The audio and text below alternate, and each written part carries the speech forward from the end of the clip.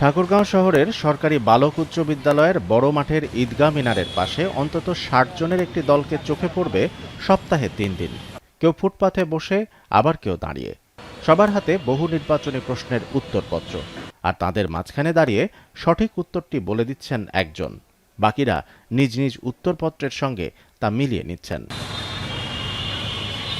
১-এ ৪, ২-এ ১, ৩-এ ২, ঠিক এভাবেই খেলার মাঠের একপাশে ছন্দ শুনে চাকরি প্রত্যাশীরা দল বেঁধে প্রস্তুতিমূলক পরীক্ষার শেষে মিলিয়ে নিচ্ছেন বহু নির্বাচনী প্রশ্নপত্রের সঙ্গে উত্তর। আর দল বেঁধে এই চাকরির পরীক্ষার প্রস্তুতিকে তারা বলছেন স্টাডি গ্রুপ। যখনই যে নিয়োগ পরীক্ষা সামনে আসে, তখন সেই পরীক্ষার আলোকে দলের সদস্যরা অভিজ্ঞদের পরামর্শ নিয়ে তৈরি করেন সিলেবাস। সেই সিলেবাস অনুসারে সপ্তাহের রোববার, মঙ্গলবার এবং বৃহস্পতিবার মূল্যায়ন পরীক্ষা অনুষ্ঠিত হয়, আর অন্য দিনগুলোয় চলে পরীক্ষার প্রস্তুতি। শুরুতে সদস্য সংখ্যা ৭-৮ জনে থাকলেও বর্তমানে এই গ্রুপে ৬৫ জন সদস্য আছেন। এই পরীক্ষার জন্য পর্যায়ক্রমে একজন সদস্য প্রশ্নপত্র তৈরি করার দায়িত্ব নেন। প্রতিটি পরীক্ষার জন্য বাংলা, ইংরেজি, গণিত, বাংলাদেশ ও আন্তর্জাতিক বিষয়াবলী এবং তথ্য প্রযুক্তি বিষয়ে ৯০টি বহু নির্বাচনী প্রশ্ন থাকে। যেদিন যার প্রশ্নপত্র দিয়ে পরীক্ষা হয়, সেদিন তার পরীক্ষা দেওয়া হয় না। পরীক্ষার শেষে একে অন্যের উত্তরপত্র মূল্যায়ন করেন।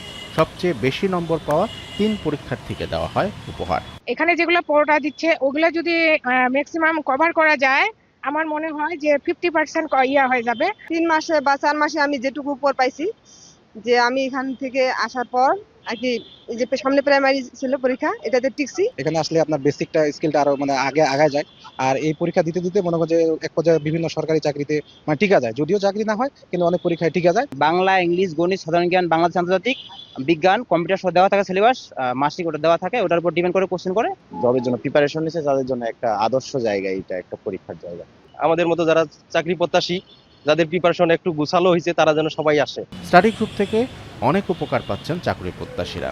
রুটিন অনুযায়ী পড়ালেখার পাশাপাশি পরীক্ষার প্রস্তুতিও হয়ে যাচ্ছে তাদের। প্রথমে আমরা শুরু করেছি ৭ থেকে ৮ জন মিলে।